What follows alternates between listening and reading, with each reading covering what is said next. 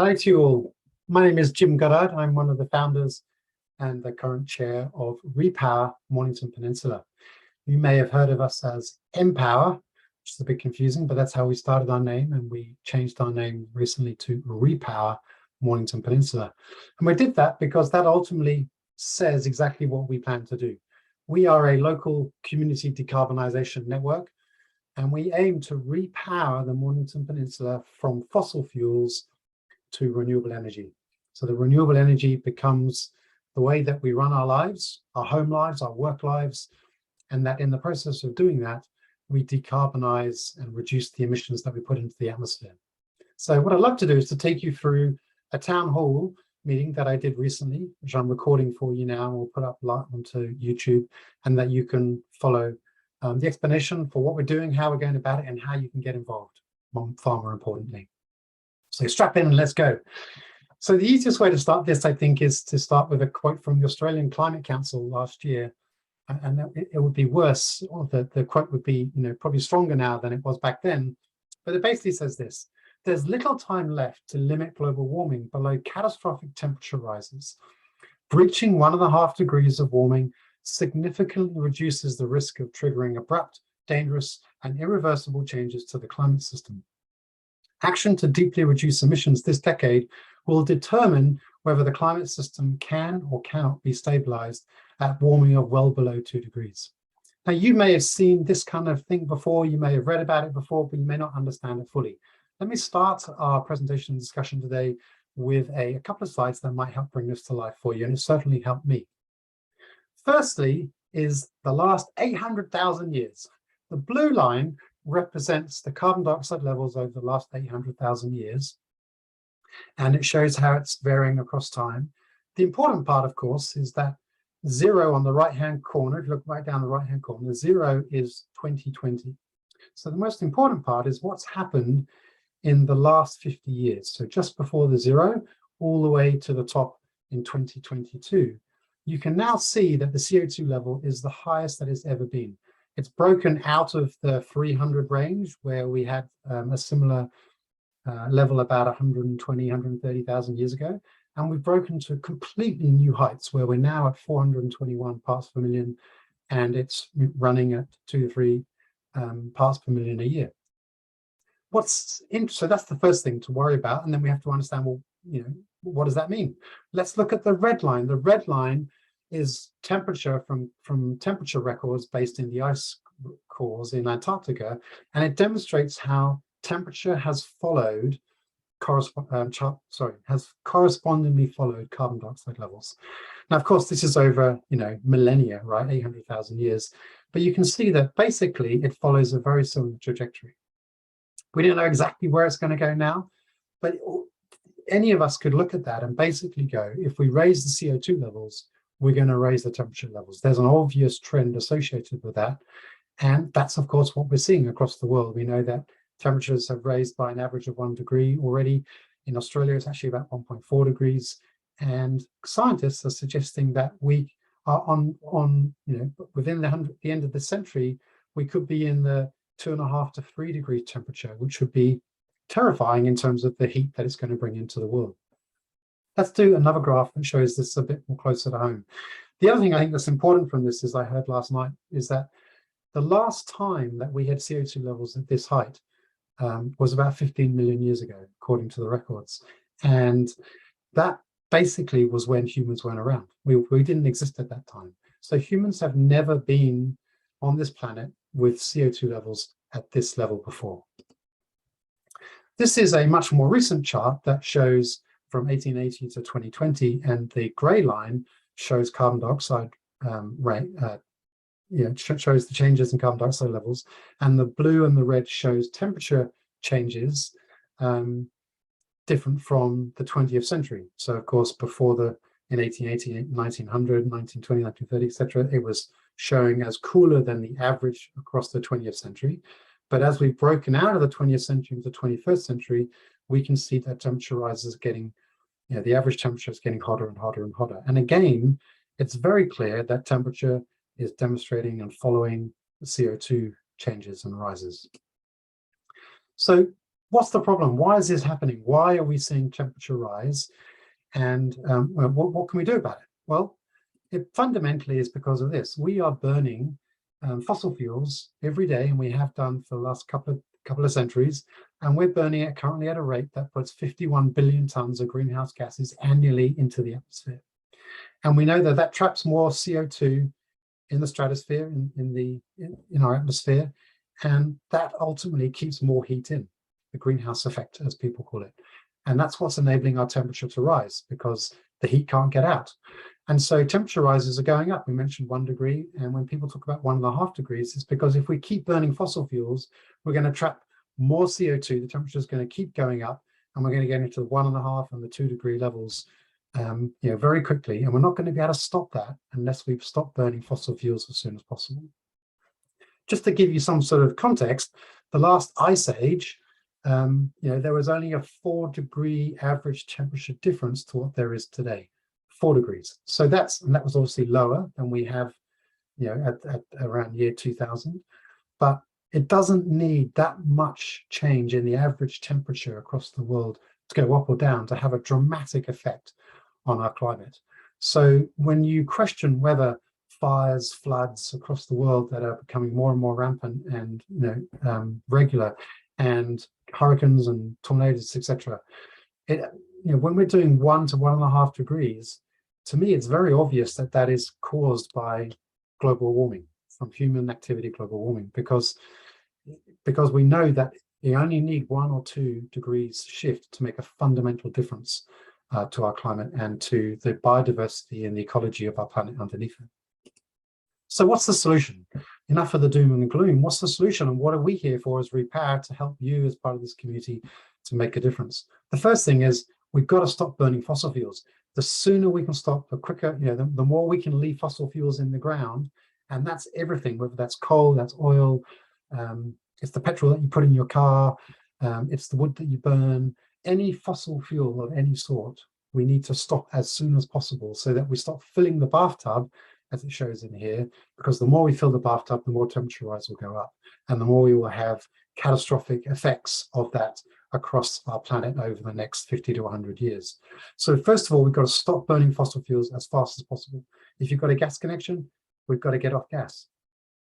If you are buying power from the grid that's predominantly coal-based, we've got to stop that. We've got to try and move to renewables as fast as possible, get solar on your house or get solar from somewhere local, and whatever we can to move off fossil fuels. The second thing is, because we've already put so much carbon dioxide into the atmosphere, and we've got so much greenhouse gases into the atmosphere, we've already baked in a substantial temperature rise that is above what we can handle in the planet, and we're going to lose many species and have many problems for millions of people going across the world because of the water level rise, unless we are able to suck carbon dioxide out of the atmosphere and do what people call as carbon drawdown. And so this is showing here by releasing the plug in the bath, taking carbon dioxide out of the bath, or greenhouse gases out of the atmosphere, out of the bath, called carbon drawdown, where we will sequester carbon into different parts of the planet, whether that's into the soil, whether it's into the bedrock, through the different technologies that exist today. And in the process of doing that, we get to a place of net zero, where we may only be emitting very, very few emissions into the atmosphere because we have to for certain things. It's very hard to get 100% off fossil fuels, but we're also drawing down more than we're putting in, and we're actually taking out what we put there over the last 20, 30 years, and we're getting to a place where we're net zero. And so that's the definition of the term net zero.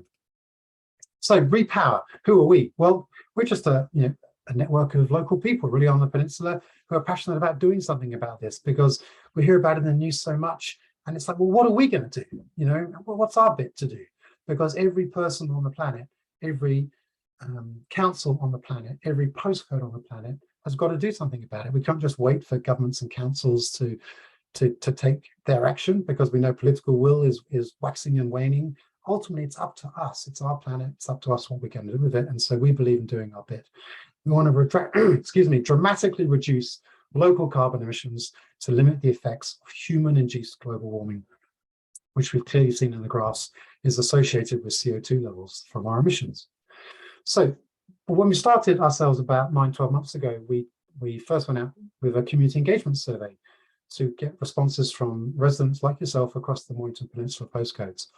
65% of those who responded, and we got responses from all postcodes, wanted to reach net zero by 2030.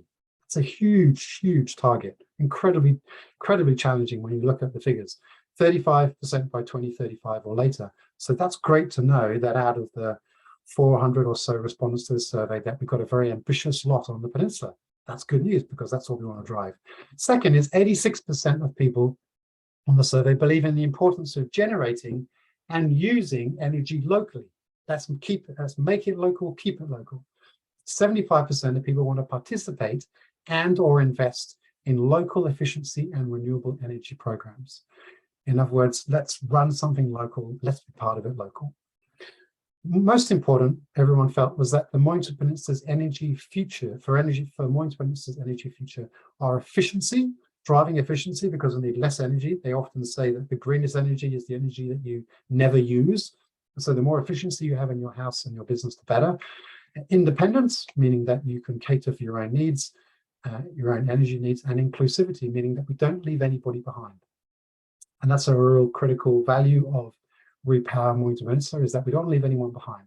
Whether you are of good means that you can buy your own independence, or whether you are not and you need to rely upon social systems that enable you to access renewable energy, we want to make sure that both are available. 5, the top 3 desired technologies on the peninsula are rooftop solar, batteries, and some sort of virtual network. We'll talk more about that in a minute. And then lastly, cost and information are the greatest barriers to community uptake of renewable energy. And so our job as Repower, as a community group, is to help you overcome those barriers. And so I hope if you see our website, you'll start to see us trying to drive and make simple examples of how you can take steps of action forward to help yourself. And we'll do much more of that going forwards. So what role will we play? Well, we aim to empower the Mornington Peninsula community, you, ourselves, to decarbonize our energy use at home and work. We want to make it simple to electrify our lives. So electrifying meaning getting off gas, no gas at all in the future, electrifying our lives, and we're going to use the electricity that we will use in that electrification is renewable energy, not fossil fuels.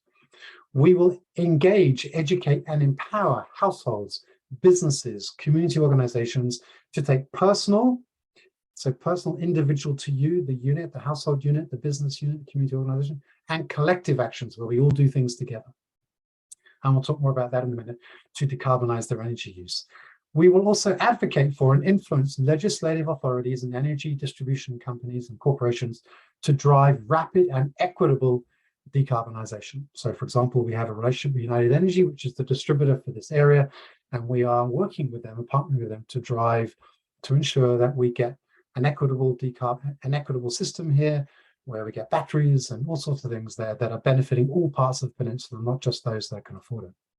So in short, we are community first, championing for a triple bottom line, environmental, social, financial, to ensure common equity and benefit. That's what you can see us as when you think about our brand, Repower.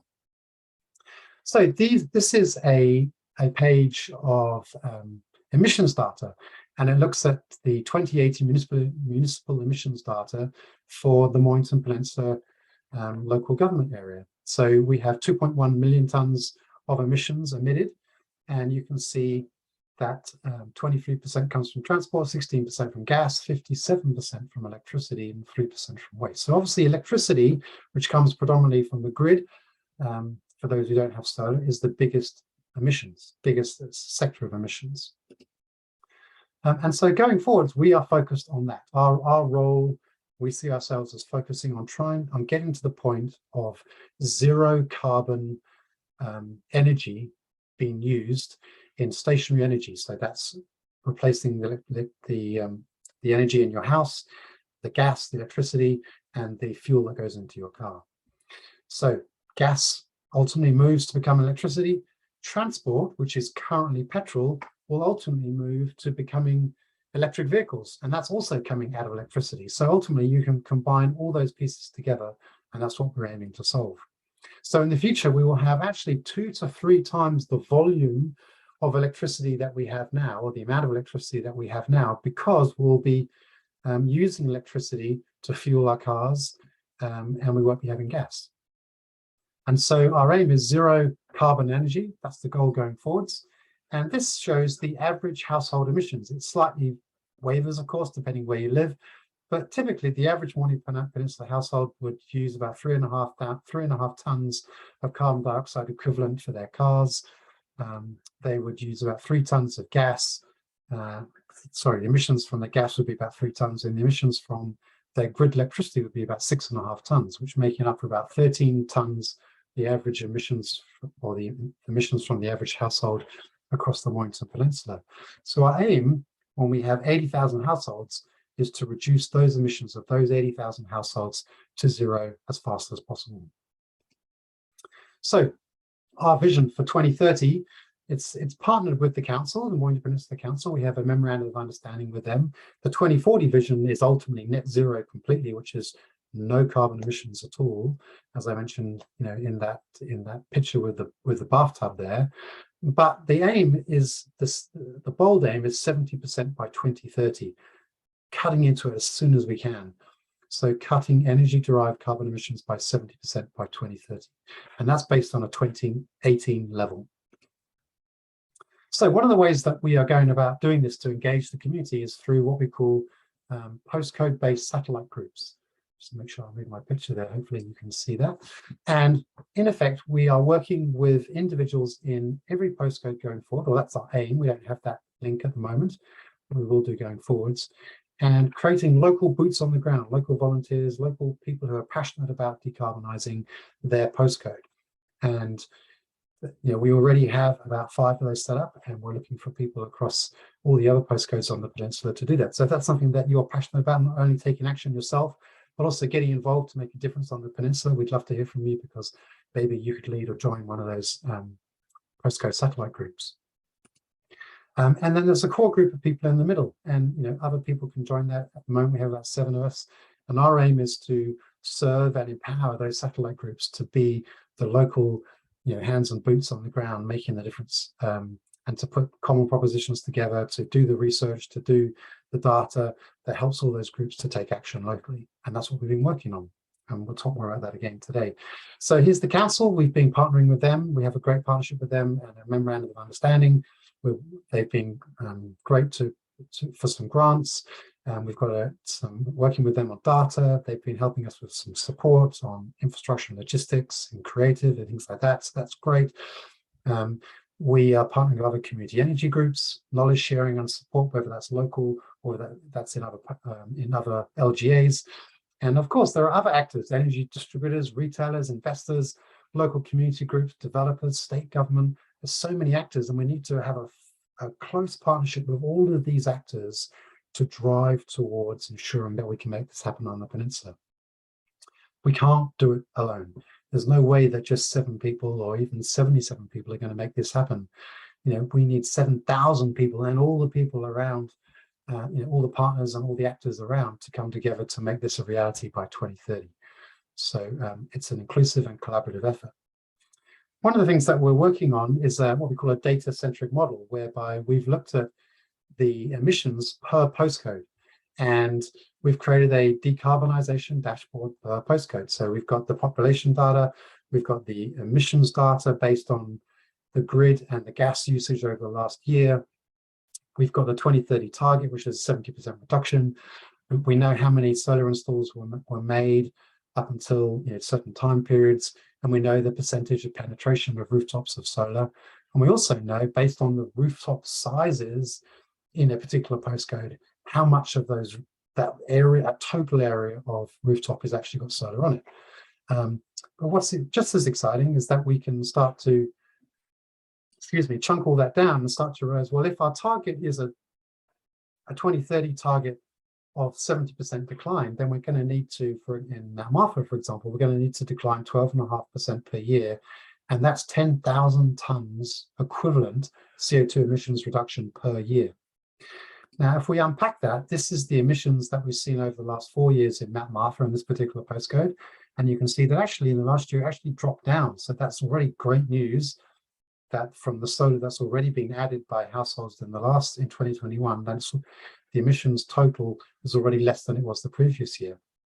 But these dotted lines and columns show the trajectory we've got to take to get to this 70% reduction by 2030. And so you can see there's quite a substantial job, far more than we've ever done before. So we're going to need far more solar than we've ever done before, far more batteries and things than we've ever done before to keep reducing this emissions year on year. The other thing that's good news is this demonstrates the amount of solar that's been installed month by month over the last year. So this is shows that about 2.8 megawatts equivalent of solar has been installed, and that's generated around a savings of about 2,800 tons of CO2 being saved a year from that. But here we've got the 2022 target that says, well, if we were to reach this 12.5% decline, this is how many solar installs we would need. And so there's a gap there of about 3 times. We're doing a great job so far, but we've actually got to multiply our solar installs by a factor of 3 in Mount Martha to reach just our 2022 target. And so what we're trying to do here is we're trying to make the stats come alive, because net zero is this nebulous thing at 2050, 2040, whatever the date is for people, you know, whichever government or council you talk about. But what does it actually mean? Well, what it actually means, you know, for Mount Martha is another 1,500 installs this year on top of trend on your typical average 8 kilowatt system to make that a reality. So how do we go about doing that? And that's what we're going to be working with the postcode groups to make that a reality. So how are we going to ultimately do community decarbonisation? Well, it's a simplified process, and it's obviously not as simple as this, but it could be seen as simple as this, and there are other complexities that we'll work with. But for your sake, see it as this simple process. And if we use a data-centric approach, as I just said, ultimately, the first thing you start with is energy efficiency. Anything you can do to plug gaps in your house, in your business, where energy is leaking out, anything you can do to reduce the amount of energy that you use is already saving emissions. Because if you're using grid electricity, you're buying brown coal, powered, fossil fuel powered electricity, and the more energy you can save, the less emissions that are going out. So that's a great start. The cleanest energy is the one that you never need. On top of that, we then need to move to electrification, where we get rid of gas, get off gas. Now that's really hard for some of you, because maybe you've just bought a new house and you've got gas in it, or maybe you've only, you know, purchased gas a couple of years ago, or maybe your gas heater is 10 years old and it's still got 5 years to run. We'll talk about that timing, but basically sometime in the next 8 years, next 10 years, you need to get your household or business off gas. And the quicker you do it, the better, because the quicker that means you're going to not be burning fossil fuels. So electrifying our households, electrifying our businesses, electrifying our transport is a full electrification program. That means that we can then use renewable energy to power it by. And here comes the renewable energy, solar, which is the most obvious one, and wind.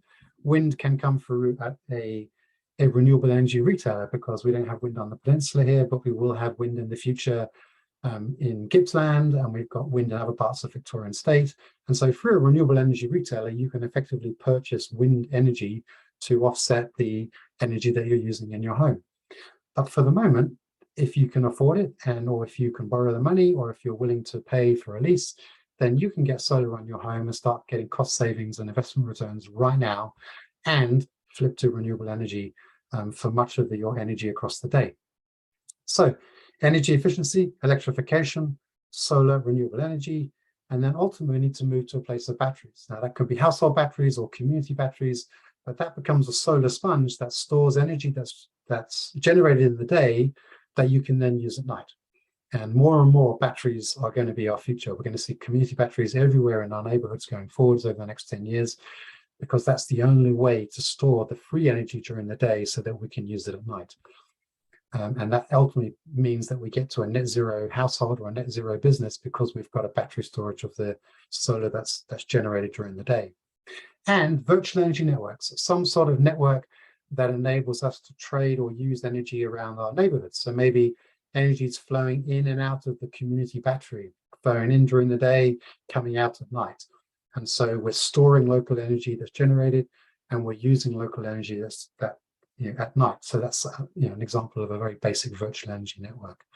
That is the process that we have to go. We just have to scale it again and again and again, road by road, postcode by postcode, across the whole of the Mornington Peninsula, and use our data, use our decarbonisation dashboards to track the emissions down as we go through that process.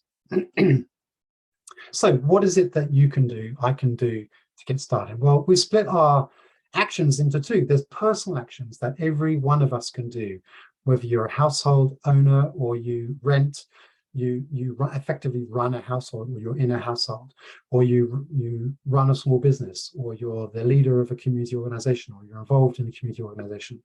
Any one of those three units they have the decision rights to make personal actions on their energy use and how they're going to do it going forwards. And so over the next 1 to 8 years, because of the trajectory we're trying to get to, we all have 5 important decisions to make over that time. And this is what I really want you to leave with, is when am I going to make these decisions over the next 8 years, and how's it going to benefit me? And we'll talk more about the benefits in a minute. But the 5 important decisions are you going to use renewable energy or not? Now, renewable energy could come through a renewable energy retailer, or it could come from your own solar. But ultimately, the energy that you have, are you going to use renewable energy? The second one is, are you going to use electric heating or not? In other words, if you've got gas heating, when are you going to switch to electric heating and stop burning fossil fuels from the gas? Same with hot water. Are you going to have electric hot water or not? When will you move to having a highly efficient electric hot water system or asset, like a heat pump? That means that you are not using fossil fuels in the middle of the night, and preferably you're using the solar, the huge amount of solar that we have during the day. Electric cooking or not? If you're burning gas in your cooking, when are you going to change off that and start moving to induction cooking, which is more efficient, it's much healthier, and it's even more powerful if you get a good induction cooker than gas. And then the 5th one is electric transport or not? When are we going to stop burning fossil fuels in our cars and move to electric vehicles, or have access to electric vehicles which are being effectively fueled by the sun through renewable energy during the day? Now, all of those things obviously look as though they cost money, and they do to a certain extent, and we'll talk about that in a second.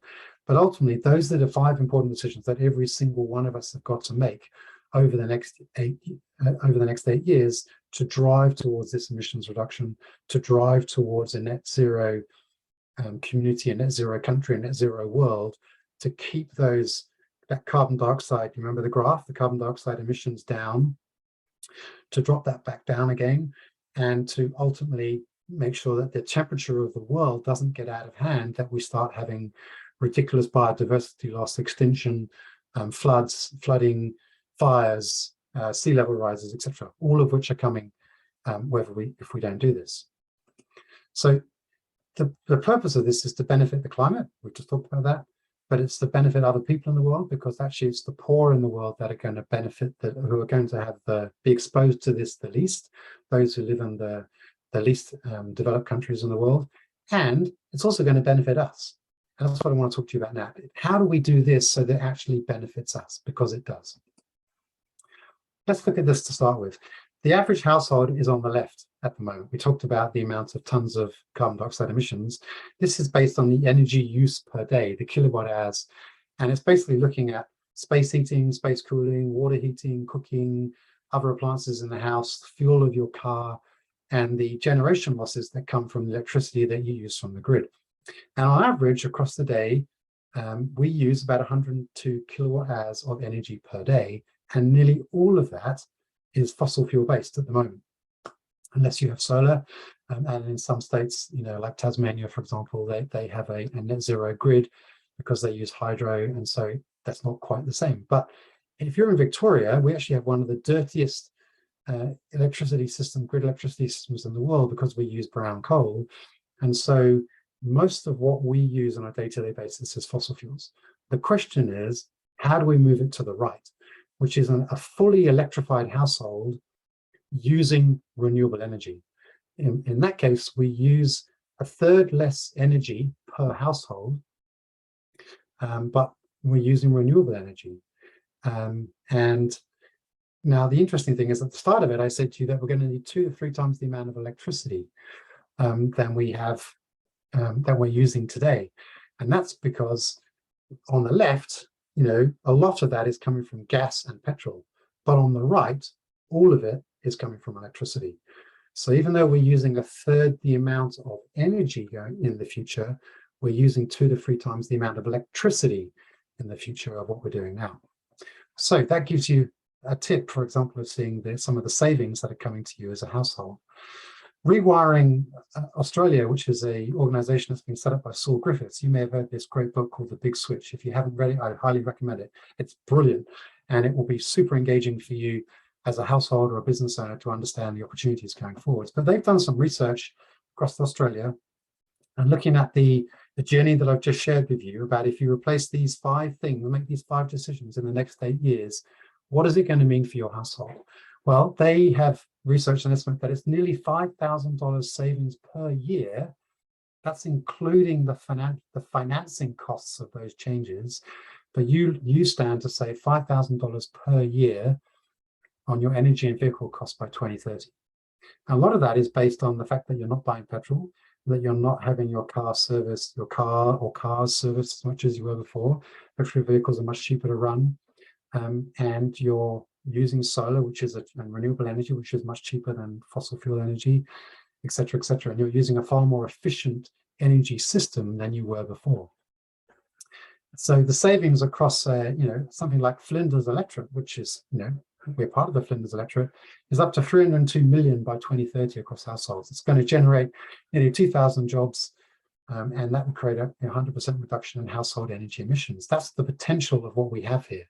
So it's not only helping our health by not burning gas and not burning coal, it's reducing emissions and helping the climate. It's also dramatically helping our wallets and save household costs and build our local economy. And it's one of the things we're really passionate about in Repower, is using this opportunity to build our local economy and to create savings for the individual household or business. Here's a further chart, and if you want to get more into detail, read the book that I just mentioned, The Big Switch, because it unpacks it in detail. Here it shows the savings over time. So if you were to buy those things now and to finance them, a solar system, a battery, an EV, a heat pump for your water, ACs for your heating, then you can, of course, expect some upfront costs. But if you lease those or you finance them, then over a period of time, your savings will pay for that and create even greater savings going forward. So at the point of 2030, you're looking at saving over 5,000 a year. It's a phenomenal picture of opportunity going forwards for you and our community. So that's personal actions, and there's a lot more on our website about that. If you can see the steps there, whether you're a household or a business or community organization. There's a huge amount of, there's a lot of information about steps that you can take, and we'll be launching propositions to help you make those decisions going forwards. But also we talked about collective actions, what you and we can do as a group of people. So of course we could create a solar farm, and that would mean that a whole load of us came together. Maybe we invested, maybe we bought the land, we got a developer to work on it, and we could co-invest with an outside investor, and we could build a solar farm. That might be a 1 or 2 megawatt solar farm that would in effect provide renewable energy to 200, 500, 2,000, whatever, 2,000 households or more. We have electric vehicles and electric vehicle charging. We've got the idea of car parks, solar in car parks across car parks across the peninsula where tourists come and visit, and they park their cars, and maybe we could create solar car parks where those cars can plug in and charge, and they charge at a reduced rate to buying petrol, but a rate that generates a return for the person or the people who together put on the solar on the car park, etc., etc., etc. We look at community batteries. We're doing a feasibility study in Flinders right now on a community battery, and we're looking at community batteries in other parts of the peninsula like Red Hill, Rosebud, just to get it started. But as I mentioned to you, going forwards, there are likely to be hundreds of these going forwards. But ultimately, there's all sorts of projects that we could work on together, partnering with the council to use to put solar on their buildings and to have a virtual energy network of benefiting from the energy that they create. Doing a solar garden where people can buy shares in a solar garden. There's lots of different projects, but all of these projects are quite complex and they take time. And so rather than putting all our energy into one solar farm, which might take 3, 4, 5 years to transpire, our belief is to focus on the individual personal actions first, get everybody off and running. If everybody just started doing something, making one of those big 5 decisions over the next 8 years, and we all started making those now, we could then work on collective actions as well as, in parallel as, and that's the way that we believe we're going to be able to decarbonize our community the quickest. The person who wrote that book, Saul Griffith, who wrote the book I mentioned to you a minute ago called The Big Switch, he says this: with the low population density and extraordinary renewable resources, Australia has the easiest path of any developed country to zero emissions. If we are confident and act aggressively, Australians can save money in the suburbs. They create jobs in the regions, they improve public health, they improve environmental and water quality, they grow our export economy, and they address historical inequalities, all while leading the world in addressing climate change. And that really just sums up the passion that we have at Repower, is that we believe this can help every single one of us to not only save money, but to improve our health and to build our economy. And so what are we waiting for? Let's just get on and do it, So we'd love you to get involved. Of course, you can all get involved by taking the steps on our website around decarbonizing your own house or your own business or your own community organization. And I've shared some of those thoughts tonight, but there's more on the website, which, by the way, is repowermornpen.org.au, and we'll show that again in a minute. But the first thing you can do, sorry, some of these are out of order, I just realized, is that you can become a Repower associate member. So for just $20, you can join up as an associate member, and that means that you're helping, I guess, give the nod that you're supporting this movement, you're supporting what we're trying to do, you want to be closer to it, you're going to get all the tips and the emails and recommendations that we have. And that $20 will just help give us a little bit of budget to accelerate our engagement across the peninsula. We want to get as much reach and get to know as many people as possible so that we can have this impact and ask people to take action in simple and easy ways to reduce their emissions. This is the one that meant to came first. Stay in the loop. As the absolute minimum, just subscribe to our news. So if you go on our website and click stay in the loop, subscribe to the news, get the news on the tips, how to go net zero, you'll find out as we evolve over time. And on our social pages, if you do anything, like you decide to get off gas, or you decide to put solar on your roof, or you decide to change retailer, and you've got a particular story to tell about it and why you did it, tell us. Just write it on the Repower Mornington Network social page on Facebook or on Instagram. We'd love to hear about it, and that would encourage others to do the same. You could also join a postcode satellite group. So now you're taking action for yourself, your own household, your own business, but now you can be part of something bigger, have greater influence on your postcode. Maybe you run a winery, and you know that you can take action on your winery, but you want to impact other wineries and other parts of the area that you live in the postcode. And so join the satellite group, be a leader in that space, and think about how you can reach other people and help them to save money and help them to move in this direction too. You could join a collective action project team. So if we want to do a solar farm or a solar garden or community battery, it takes a number of people to come together to work on that project as a project team. There's a project team working on Flinders. We'll need project teams working on batteries in other places and solar farms. And so if you've got a passion for a particular thing, we'd love to know that, and we'd slot you in, and maybe you could even lead that initiative across your postcode or across the peninsula. It would be super awesome. You could also invest into one of these community energy projects. Maybe you've got the means, you've got the passion, and you really want to do something, you want to have a local impact. Become an impact investor of a solar farm or garden or battery or network on the peninsula. Again, let us know, write us a note, use the website, send us an email, and we'll get in touch, and we'd love to chat to you about how you could have impact investment on the peninsula. And lastly, make a donation. We totally rely upon donations and membership fees. We've got a small grant from the council, and we're looking for other grants, but everything we're doing, we're a volunteer army, and we've got grand ambitions, but we need support to make this a reality. And so that's one of the ways that you could help us make a donation. But back to the start, the most important thing is that you take action in your own unit, your own household, your own business, your own community organization. More than anything is cut your emissions. Stop burning fossil fuels. Do anything you can out of the steps on our website to cut your emissions as fast as you can over the next 8 years to make those decisions, and stay in the loop. That's the absolute minimum. And then if you want to sort of multiply your impact beyond that, then you've got these other things that you can get involved in too. Here are the details. So our website is repowermornpen.org.au. We're on Facebook under Repower Mornpen. We have a group there, and we're on Instagram under Repower Mornpen. So fairly simple. It's the same phrase everywhere. Yeah, I just leave you with this amazing quote at the end, really, which is just a reminder. The secret of change is to focus all of your energy, not on fighting the old, but on building the new. The call for arms or call for action has never been more obvious. You've only got to go back to the graphs that I showed you at the start there, which basically clearly links temperature rise with CO2 rise. And we are completely out of the realms of whatever's happened in the last 15 million years.